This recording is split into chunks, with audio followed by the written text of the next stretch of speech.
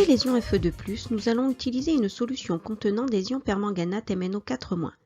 L'équation de la réaction support de ce titrage s'écrit 5Fe2+ aqueux plus MnO4- aqueux plus 8H+ aqueux donne 5Fe3+ aqueux plus Mn2+ aqueux plus 4H2O liquide.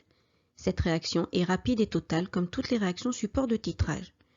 Pour réaliser un titrage colorimétrique, on utilise un dispositif comprenant un Erlenmeyer contenant les ions Fe2+, donnant une couleur verte à la solution et appelé réactif titré. On note CFE2+, la concentration en mol de la solution, elle est à déterminer, et VFE2+, son volume.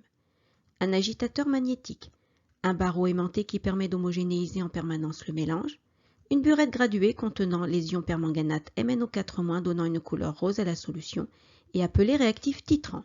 On note CmNO4-, la concentration en mol de la solution. Elle est connue.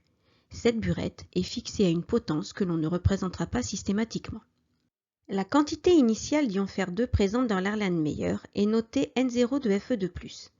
La solution d'ion permanganate est ajoutée progressivement. Chaque volume versé correspond à une quantité de matière N versée d'ion permanganate qui réagissent avec les ions Fe2. Dans l'Erlenmeyer, la quantité de réactif titré Fe2+ diminue donc, alors que la quantité en ion permanganate est nulle, car il est totalement consommé. Il se forme notamment des ions Fe3+, nous considérerons qu'ils ne colorent pas la solution. Avant l'équivalence, terme qui sera défini par la suite, le réactif limitant est l'ion MnO4- réactif titrant. Pour s'en rappeler, on remarque les sonorités en communes aux deux. À chaque ajout, les ions Fe2 et permanganate réagissent dans les proportions stoichiométriques. Donc, N consommé de Fe2+ divisé par 5 égale à N versé de MnO4- divisé par 1, avec N consommé de Fe2+, la quantité d'ion Fe2 ayant réagi. Ici, N consommé de Fe2+ est inférieur à la quantité initiale N0 de Fe2+. On continue de verser le permanganate de potassium jusqu'à observer la disparition totale de la couleur verte. La quantité de matière en ion Fe2+ dans l'Erlenmeyer devient alors nulle, comme celle en ion permanganate. Tous les réactifs ont été consommés. On dit qu'on a atteint l'équivalence. L'équivalence est le moment du titrage où les deux réactifs sont limitants. N versé de MnO4- est alors noté Ne de MnO4-, le E signifiant équivalence. La relation entre les quantités de matière vues avant l'équivalence est toujours vraie. N consommé de Fe2+ divisé par 5 est égal à N versé de MnO4- divisé par 1. Or, N consommé de Fe2+ est égal à N0 de Fe2+, et N versé de MnO4- est égal à Ne de MnO4-. C'est la relation à l'équivalence.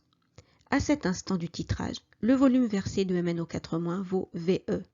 Comme N égale à C fois V, on peut aussi écrire la relation suivante.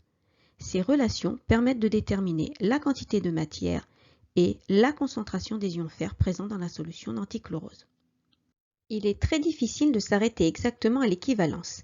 Si on la dépasse légèrement, en plus de la disparition de la couleur verte, on observe l'apparition d'une couleur rose, et dans le cas de ce titrage, c'est d'ailleurs comme cela que nous détecterons l'équivalence. Si l'on continue de verser des ions permanganate, après l'équivalence, dans l'Erlenmeyer, il n'y aura plus d'ions fer et la quantité d'ions permanganate augmente. Le seul réactif limitant est le réactif titré, c'est-à-dire les ions Fe2+. Pour s'en rappeler, on remarque les sonorités et ou est communes aux deux.